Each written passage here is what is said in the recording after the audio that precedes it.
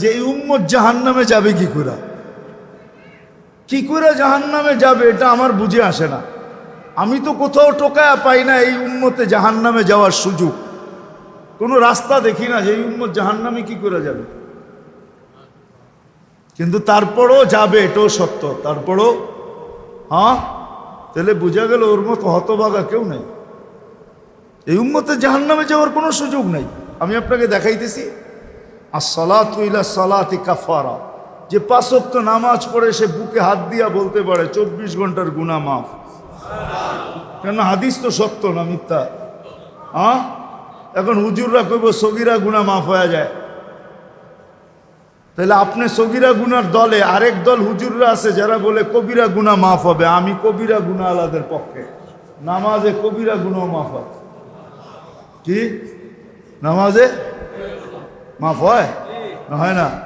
যদি না হইতেন, আরে ইস্তেগফার লাগবে না মেয়ে, যদি না হইতেন তাহলে আল্লাহর রাসূল কেন ওসমান রাদিয়াল্লাহু তাআলা আনহুকে শীতের মৌসুমে বসন্তের সময় বাহিরে নিয়া গাছের ডাল নাড়া দিয়া সমস্ত পাতাগুলা ঝরায়া তারপরে কেন বললো আমার উম্মত যখন ফরজ নামাজ পড়ে গুনাহগুলা এইভাবে ঝরা যায়?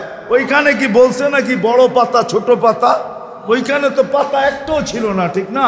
আল্লাহর রাসূল বুঝাইছে কোনো গুনাহই থাকবে না, নামাজ নিজেই ইস্তেগফার।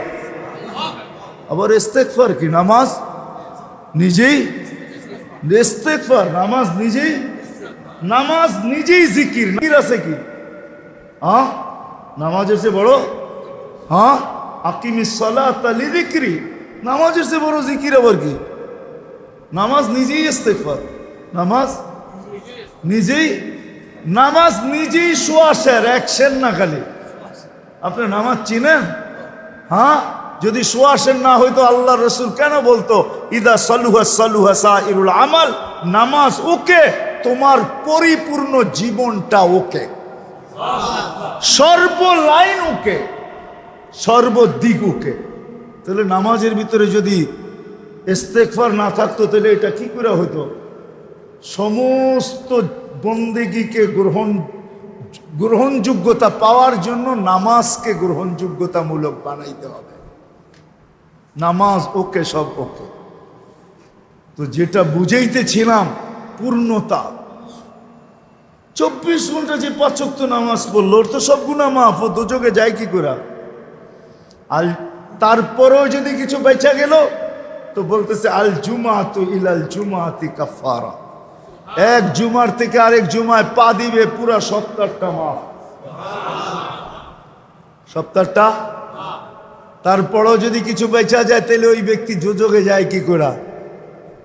আমাকে বুঝান। তারপরেও যদি কিছু বেঁচে গেল তাহলে একটু আগে তো বললাম ওই যে রান আউটের থেকে বাঁচাইয়া দিয়েন, ঠিক না? রমজানে পা দিতে দেরি, রমাদান ইলা রমাদান কাফারা, রমজান থেকে রমজানে পা দিতে দেরি, পুরা বৎসরের গুনাহ মাফ হইতে দেরি হয়। মাফ হইতে দেরি হয় না, কেন? মৌসুমে চলে আসছে, মৌসুমে। আমরা তো ভাবি না প্রত্যেক ইফতারির সময় আল্লাহ 70,000 লোককে জাহান্নাম থেকে মুক্তি দেন। আপনি মনে করবেন 70,000 মুক্তি পায় নাকি? হুজুররা কইব হাদিসে তো 70,000 আছে। আমি বলবো না, 70,000-এর চেরম এই প্রবাদ বাক্যটা সত্য। শিশুর পিতা ঘুমিয়ে আছে সব শিশুরই অন্তরে। আমিও বলবো 70,000-এর পিঠে আরো কয়েক 70,000 ঘুমায় আছে। কেমনে জানেন? এই 70,000 কিয়ামতের দিন উঠা দাঁড়াবে আর বলবে আল্লাহ অধিকার দিবে সুপারিশের। এরা দাঁড়াবে আর সুপারিশ করে কয়েক 70,000 নিয়ে যাবে, ঠিক না? যেমন আল্লাহর রাসূল বৈশা আছেন, তো জিবরিল আলাইহিস সালাম হাসতে হাসতে আসছে, বড় খুশি আজকে। আল্লাহ রাসূল জিজ্ঞাসা করছে এত খুশি কেন? বলছে সুসংবাদ নিয়ে আসছি, আপনিও খুশি হয়ে যাবেন। বলছে কি সুসংবাদ? 70,000 উম্মত আপনার হিসাব কিতাব ছাড়া জান্নাতে যাবে। তো শুনতে দেরি, চেহারা মলিন হইতে দেরি হয় নাই। তো জিবরিল আলাইহিস সালাম বললেন এটা কি? আপনি তো খুশি হওয়ার কথা, চেহারা মলিন হইল কেন? মাত্র 70,000, আমার সাহাবী তো 1.25 লক্ষ। কিয়ামত পর্যন্ত উম্মতের কি হবে? এই জন্য চেহারা মলিন। আপনি কি নিতে রাজি না? নিতে রাজি না এই কথা বলতেছি না, কিন্তু ভাবতে হবে এটা বলতে পারি। ভাইবা দেখি নিব কি নিব না। তো পাশে ওমর রাদিয়াল্লাহু তাআলা আনহু বসা, বলছে ওমর নিব 70,000, বিনা হিসাব কিতাবে জান্নাতে যাবে। তো যেমন ওস্তাদ তেমনই তো ছাত্র হয়, পীর যেমন মুরিদও তো এমনই হয়, ঠিক না? হ্যাঁ, কি বলেন? সঙ্গী ভালো হলে আমিও ভালো হব, এটাই তো সত্য। নাহলে কোরআন কেন বলবে কুনু মা সাদিকিন? নেককারদের সাথে চলো, তুমিও নেক হয়ে যাবা, তুমিও নেক হয়ে যাবা। ভালোর লোকে চলো, ভালো হয়ে যাবা। প্রবাদ বাক্য এটাই সত্য। সৎ সঙ্গে স্বর্গবাস, অসৎ সঙ্গে সর্বনাশ, এটাই সত্য। সৎ সঙ্গে সর্বনাশ, সৎ সঙ্গে স্বর্গবাস, অসৎ সঙ্গে সর্বনাশ। তো বলছে ওমর নিব? কয় না, 1.25 লক্ষ তো আমরাই। কিয়ামত পর্যন্ত মানুষের কি হবে? কি করব? কয় ফেরত পাঠায় দেন, বলেন বাড়ায় নিয়ে আসতে। তো বলছে মশওয়ারা হয়ে গেছে, নিতে পারি না, আল্লাহকে বলো বাড়ায় দিতে। আল্লাহ আল্লাহ, ঠিক না? আল্লাহ আল্লাহ আল্লাহ আল্লাহ, হায় হায়। কার আল্লাহ কিরকম আমি জানি না, কিন্তু মুহাম্মদুর রাসূলুল্লাহর আল্লাহকে দেখলে অন্যরকম দেখা যায়। হায় হায়, আমি মনে হয় বুঝাইতে পারি না আপনাদেরকে। আপনি বলবেন পৃথক করলেন কেন? না, এটা পৃথক না, এটা অন্য জিনিস বুঝাইতে চাইতেছি। মুহাম্মদুর আম্মাজান নিজে বলছেন, আম্মাজান আয়েশা রাদিয়াল্লাহু তাআলা আনহা বলতেছেন, ইয়া রাসূলুল্লাহ, আপনার ইচ্ছায় আপনার আল্লাহ এত তাড়াতাড়ি করে কেন? বুখারীতে আছে, বুখারীতে। যারা বুখারী পড়ায় ওদেরকে জিজ্ঞেস করেন, আপনার আল্লাহ আপনার ইচ্ছায় এত তাড়াতাড়ি করে কেন?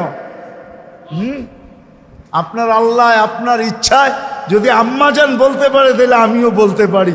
কার আল্লাহ কিরকম এটা আমার বিষয় না, কিন্তু মুহাম্মদুর রাসূলুল্লাহর আল্লাহ মুহাম্মদুর রাসূলুল্লাহর সাথে অন্যরকম। সারাদিন বন্ধুর দিকে তাকায় থাকে, বন্ধু নারাজ করা যাবে না। হায় হায় হায় হায়। তো পাঠায় দিছেন, জিবরিল আলাইহিস সালাম ফিরে আসছে। তো বলছে, জিবরিল কি খবর? আল্লাহ বলতেছেন বাড়ানো যাবে না, আপনাকেও নারাজ করা যাবে না। বাড়ানো যাবে না, আপনাকেও। আপনি বলবেন এটা আবার কি করে সম্ভব? বাড়াবে না আবার আপনাকে নারাজ করবে না, এটা সম্ভব কি করে? আল্লাহ পদ্ধতি দিয়া দিছেন, বন্ধু বাড়ানো যাবে না, কিন্তু আপনাকেও নারাজ করা যাবে না। পদ্ধতি 70,000-এর প্রত্যেক ব্যক্তি 70,000 হাতে ধরে জান্নাতে নিয়ে যাবে। তাইলে কত যাবে হিসাব কিতাব ছাড়া জান্নাতে? কত?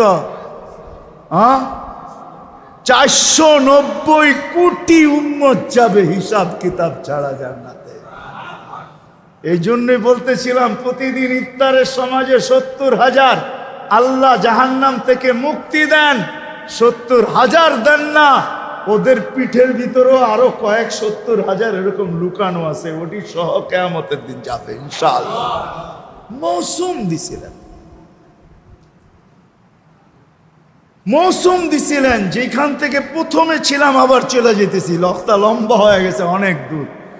যে দৈনন্দিনের প্রয়োজনের জিনিস যারা বিক্রি করে, তারা জানে যে সারা বছর আমি দৌড়ায় পারবো না, ইবাদত বন্দেগী দিয়ে বাড়তে পারবো না, আমি তো সহানুভূতি দিয়েই জান্নাত লেখা। মৌসুম ছিল আমাদেরকে আকর্ষণের পাত্র বানানোর জন্য। রমজান মৌসুম, ভরা মৌসুম, ভরা মৌসুম। এক একজনরে এক এক দিক দিয়া দিছেন। আপনি মনে করেন কেমন মৌসুম, কেমন আকর্ষণের পাত্র বানানোর জন্য আল্লাহ আল্লাহর রসুল কতটুকু নিচে চলে আসছেন, কতটুকু নিচে। যদি আপনি ভাবেন তাহলে বুঝবেন। আল্লাহ রসুল বলছে, যে কাউকে পেট ভরা রোজার দিন খাওয়াবে তাকে আল্লাহ জান্নাত লেখা দিবে, জাহান্নাম থেকে মুক্তি দিবে, গুনাহ মাফ করবে। তো সাহাবা আয়েশা বলছে, ইয়া রাসূলুল্লাহ, পেট ভরা আমরাই তো খাইতে পাই না, কারে খাওয়াবো? আমরাই তো খাইতে পাই না, কাকে কোত্থেকে খাওয়াবো? তা আল্লাহ রসুল বলছে, আচ্ছা তাইলে যদি তুমি 1 গ্লাস দুধ খাওয়াও। বলছে এটাও তো সবসময় হয়ে ওঠে না। তাইলে একটা খেজুর। এটাও তো হয়ে ওঠে না।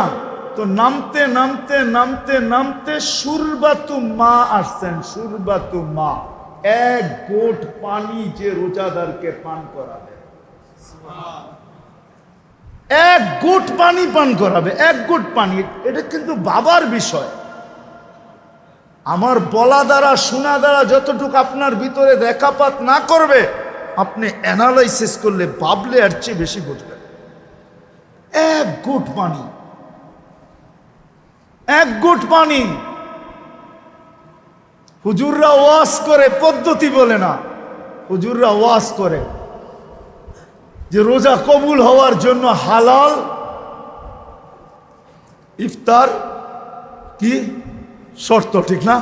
হ্যাঁ, হায় হায়, এই উম্মতকে কত সহজ পদ্ধতি দিছিল আল্লাহ, কত সহজ পদ্ধতি। প্রত্যেক বাড়িওয়ালা যদি সামনের বাড়িওয়ালাদেরকে বলতো, পুরা রোজার ভিতরে সব খাওয়ান আমরা তোমাদেরকে পাঠাবো, তোমরা পাক করো না,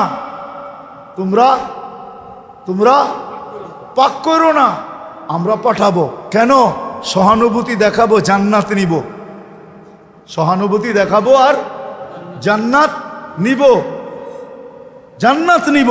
আর সে যদি বলতো যে আমিও তোমারটা পাক করে পাঠাবো, তুমিও তোমার জন্য পাকায়ও না, আমার জন্য পাকাও, পাকাও তোমার জন্য পাকায়ও না, তাহলে দুজনের খানা হালালও হইতো, আবার দুজনের জান্নাতও লেখা হইতো, দুজনের খানা হালাল হয়ে যেত। হাদিয়া হালাল, হাদিয়া হাদিয়া হাদিয়া। আল্লাহর রসুলের জন্য সদকা হারাম, সদকা হারাম না? হ্যাঁ, কিন্তু আল্লাহর রসুল যখন ঘরে ঢুকছেন, ফুফুর ঘরে না কার ঘরে ঢুকছেন, যখন গোশত দেখছেন উপরে, ঠিক না? বলছে এই গোশত এত সুন্দর গ্রান পাকাইছে, তো খুব মজা করে মনে হয়, গ্রানই কইতেছে, ইয়া রাসূলুল্লাহ সাদাকা, কয় লাকি সাদাকাতুন ওয়ালা না হাদিয়াতুন, তোর লেগা সদকা, আমার জন্য হাদিয়া, খাওয়া না, তুই খাওয়াইলে হাদিয়া হয়ে যাবে। তাইলে প্রত্যেকের রিজিক হালাল হইত। আমার সমাজকে যদি বুঝাইতে পারতাম, তাইলে এই প্রশ্ন আমার সমাজের থেকে উঠা যেত। আমরা ফতুয়া তো দেই, মাসলা তো বলি, পদ্ধতি বলি না।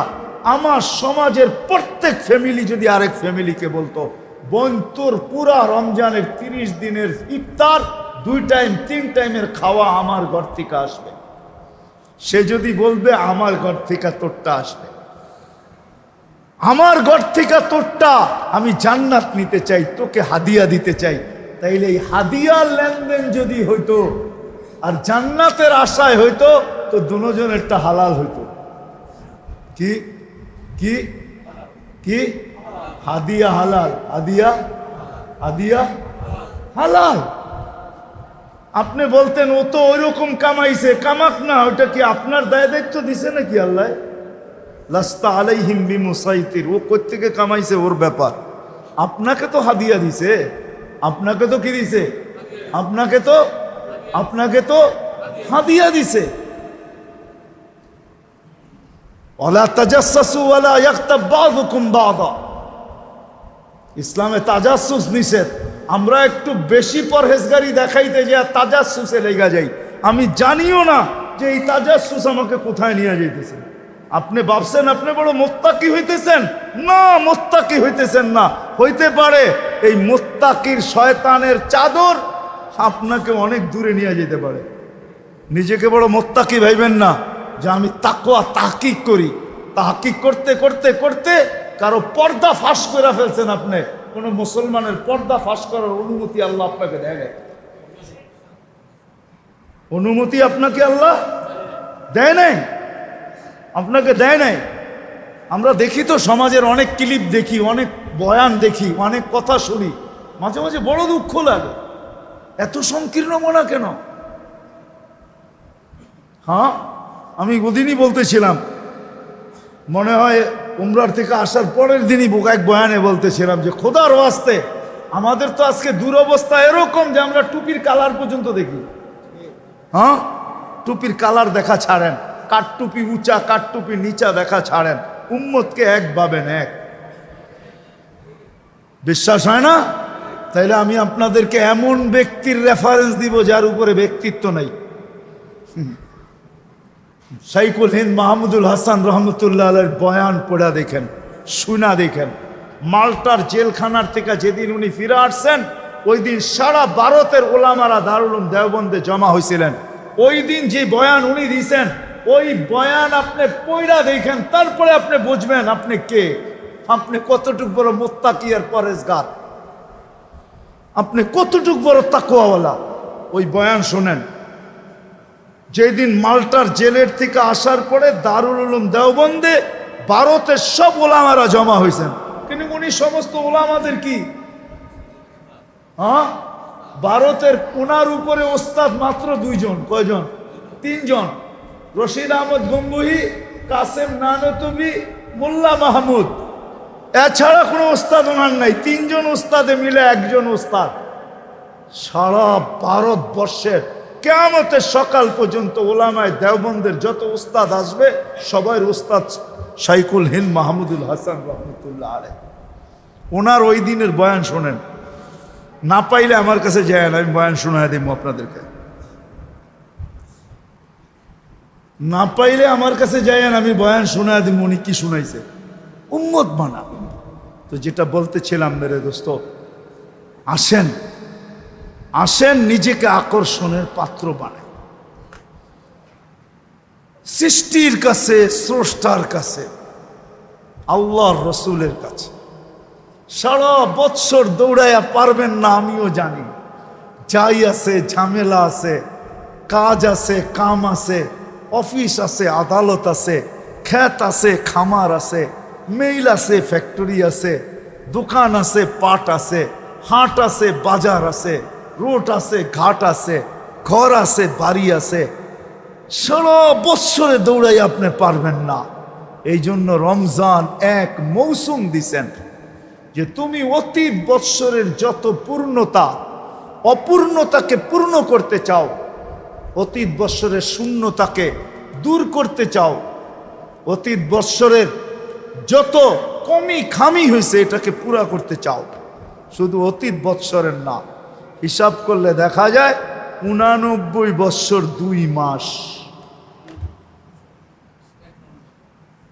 এক রমজান পুরা করা যায় 89 বৎসর 2 মাস। আরেকটাই গেলে আর আপনারা বুঝবেন না, ওইটা তাসালসুল লাজেম হয়ে যাবে। আর হুজুররা ফতোয়া দিবে তাসালসুল জায়েজ নেই। কেননা 89 বৎসরের ভিতরে তো আবার 89 বৎসর আছে, ঠিক না? কি 89 বৎসরে আবার রমজান আছে না একটা করে? তো এটা হিসাব করলে কোন জায়গায় ঠেকবে যায়, ঠিক না? কি করেন, কোন জায়গায় ঠেকবে, ঠিক না? কোন জায়গায় ঠেকবে? এই জন্যই তো কিতাবে এক জায়গায় পাওয়া যায় যে এই উম্মতকেই কাউকে কাউকে আল্লাহ বলবে যে যা দিলাম খুশি কিনা। কেননা জানে তাসালসুল টানতে গেলে ও আবার বইলা বসে কিনা যে আমাকে তো এতটি দিতে হবে। এই জন্য আল্লাহ একজনকে বলবে জান্নাতে যাওয়ার পরে যে কি চাস, তো বলবে আল্লাহ দুনিয়াটা যেদিন বানাইছেন আর যেদিন ধ্বংস করছেন, আর মানুষ তার বিবেক, বুদ্ধি, বিদ্যা, মেধা, শ্রম সব কিছু ব্যয় করে দুনিয়াটা যতটুকু উন্নত করছিল, হাইলাইট করছিল, আবাদ করছিল, এই পুরাটা আমি চাই। পুরাটা পুরাটা পুরাটা আমি চাই। কেন মনের ভিতরে তো ক্ষোভ আপনারও আছে, ঠিক না? নাই বলা দিমু দু একটা। মাঝে মাঝে কিছু বাংলো সাংলো দেখলে মনের ভিতরে আসা জাগে না, আল্লাহ ওরে এরম বাংলো দিল আমারে দিল না, ঠিক না? কি মনের ভিতরে আসে না? না আসে? কিছু বাড়ির কথা তো মনেই আসে, ঠিক না? আপনিও তো ভাবেন যদি হোয়াইট হাউসে এক রাত্রে থাকতে পারতাম, ঠিক না? কি বলেন? কিছু প্লেস আছে না দুনিয়ায় দেখলে মনে হয় যে যদি এক রাত্র ঘুমাইতে পারতাম, ঠিক না? কি বলেন? হ্যাঁ, আশা আকাঙ্ক্ষা তো আছে। তো ও চাবে, তা আল্লাহ হাসবে আর বলবে মা সালতানি লাকা হাক্কুন, বেউকুব, কি চাইলি? যেটা পাও না ওটাও তো চাস না, এটা কি চাইলি? তা আল্লাহ বলবে যা, এটা তো তোকে দিলামই, আরো নতুন 10 গুণ দিলাম। কি কি? কেন নতুন 10 গুণ যদি না দেন তাহলে তুলনা হবে না। এখন ওই দুনিয়া পায় আর যেই 10 গুণ পাইছে ওইটা দেখবে আর দুনিয়া দেখবে, তো ডেলি 100 বার থুতু মারবে, কইব চাইলাম কি, আল্লাহ দিল কি? চাইলাম কি? মারপেটেও তো খাইছি আমরা, না খাই নাই? হ্যাঁ, কি খাইছি না? কিন্তু ওই খাওয়ানটা যদি এখন 10 লাখ টাকার 10টা বান্ডেল আর ওই খাওয়ানটা একটা প্লেটে আপনাকে দেই, খাবেন? হ্যাঁ, মনে হয় না মানসিকতা ঠিক থাকলে খাবে। কেউ খাইতেও পারে, রুচি নষ্ট হয়ে গেলে কি যা হয় আর কি, খাইতেও তো পারে, ঠিক না? হ্যাঁ, যখন ঘুষ খাইতে পারে তো এটাও খাইতে পারে, ঠিক না? যখন সুদ খাইতে পারে তো এটাও খাইতে পারে, ঠিক না? কি বলেন? হ্যাঁ, কি বলেন? অনেকেই তো খায়, তো ওগুলা খাইতে পারলে এটাও খাইতে পারে। কিন্তু আসলে রুচি যার ঠিক আছে ও বলবে রাখ তোর টাকা। মানুষ হইয়া এটা জিব্বা লাগায় কি করে? মার পেটেও তো খাইতেছিলে, ঠিক না? তো সত্য এটাই, জান্নাতে যাওয়ার পরে মেরে দোস্ত দুনিয়ার দিকে দেখবে আর থুতু মারবে। এক বড়া মৌসুম দিছে না, এক গুট পানি দিয়া জান্নাত নেওয়া যায়, নিজেকে জাহান্নাম থেকে মুক্ত করা যায়, নিজের গুনাহকে মাফ করানো যায় এক গুট পানি দিয়া। যদি আমার জাতি বসতো তাহলে আমার মনে হয় প্রত্যেক ব্যক্তি ইফতার করতো তো পরে সবাই নিজের বাড়ির সামনে দাঁড়ায় থাকতো। কিসের জন্য? যে দেখি আজান লগ্নে কাউকে পাই কিনা, ওকে এক গুট পানি দিয়া, একটা খেজুর দিয়া, একটা কি বলে এটাকে, বেগুনি দিয়া, একটা আলুর চপ দিয়া, একটা পেঁয়াজু দিয়া ওর রোজাটা খোলাইতে পারি কিনা। যদি খোলাইতে পারি আর খুলতে দেরি, আমার জান্নাত মিলতে দেরি হবে না। ওইখানে তো আল্লাহর রাসূল বলেন না পুরা মাস খাওয়াইতে হবে, একদিন হইল। কিন্তু আসল চিত্র কোনটা? জান ইফতার তো ঘরে বসে করেন, রাস্তায় দেখেন, রাস্তায় আজান লগ্নে দেখেন কত হাজার না লক্ষ মানুষ ঢাকা শহরে, কেউ বাসে বসে আছে, কেউ রিক্সায় বসে আছে, পানি পর্যন্ত দিয়ে ইফতার করার সুযোগ হয় না। আমার জাতি যদি বসতো তো যাদের বাড়ির সামনে দিয়ে রাস্তা আছে ওরা সবাই রাস্তায় যায় ইফতারির 10 মিনিট আগে দাঁড়ায় যেত, আর যেই গাড়ি যায় হাত থামায় বলতো রোজা থাম, শুধু খুইলা যা, বেশি কিছু লাগবে না, পায়ে ধরে ধরে খোলাইতো। যদি আমার জাতি বসতো, আমিও বুঝাইতে পারি না জাতি কোত্থেকে বোঝে। এই জন্য আসেন, কথা শুরু এইখান থেকেই ছিল, দিনই কথা যত ধ্যান খেয়াল একাগ্র চিত্তে শুনব তত বেশি দিলে গাঁদবে, আর দিলে যখন গাঁদবে আমলের দ্বারা আকর্ষিত হবে। মৌসুম যেরকম ফলকে ফলায়, ফুলকে ফোটায়, রমজান এক মৌসুম প্রত্যেক ব্যক্তিকে আল্লাহর কাছে, জান্নাতের কাছে আকর্ষণের পাত্র বানানোর জন্য। কেননা জান্নাত প্রথম রমজানের দিন জান্নাতে সুমধুর বাতাস যখন চলে, তো জান্নাতের প্রত্যেকটা বস্তু জিজ্ঞাসা করে আল্লাহ এটা কিসের বাতাস? বলছে উম্মতে মুহাম্মদের মৌসুম চালু হয়ে গেছে, রমজান। তো প্রত্যেকটা নেয়ামত বলে এরা কখন আসবে?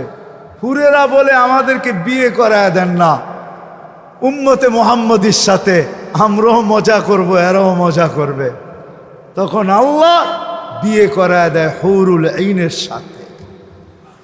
ওটা খোলার সময় নেই, এক বৈঠকে তো আর আধা ঘন্টা 1 ঘন্টার বয়ান দিয়ে তো আপনাকে পুরা রমজানের কাহিনী শোনানো যাবে না। এটার জন্য 2 মাস আগের থেকে শুরু করতে হবে, রমজানের দিন এসে শেষ করতে হবে, তাইলে বোঝা যাবে রমজানে রাখছে কি রাখছে আল্লাহ, কি রাখছে। এই জন্যই তো আল্লাহর রসুল রমজানে 2 কাজ করতেন। আম্মাজানের থেকে এক রেওয়ায়ত, দুনো রেওয়ায়ত আম্মাজান থেকে, আয়েশা রাদিয়াল্লাহু তাআলা আনহা বলেন আল্লাহর রসুল রমজান আসলে কোমরে গামছা বাঁধা ফেলতেন। আমাদের কাউকে চিনতেন না, আমাদেরকে চিনতেন না। আল্লাহর রসুল কখনো বিছনায় আসতেন না, রমজানে বিছনায় আসতেন না। এটা ছিল ব্যক্তিগত আমলের তরতিব। আর দ্বিতীয় ছিল আল্লাহ রসুল সাল্লাল্লাহু আলাইহি ওয়াসাল্লাম, আল্লাহ রসুল সাল্লাল্লাহু আলাইহি ওয়াসাল্লাম রমজানে তুফানের কি গতি, এর চেয়ে বেশি গতিতে দান খয়রাত করতে থাকতেন। আসেন, আমরাও রমজান পায়া গেছি, আল্লাহ আমাদেরকে তৌফিক দান করেন। বাকি যেই সময়টা আছে কমসে কম এটাকে কাজে লাগাই, আল্লাহ আমাদেরকে আমল করার তৌফিক দান করেন। ওমা আলাইনা ইল্লাল বালাগ।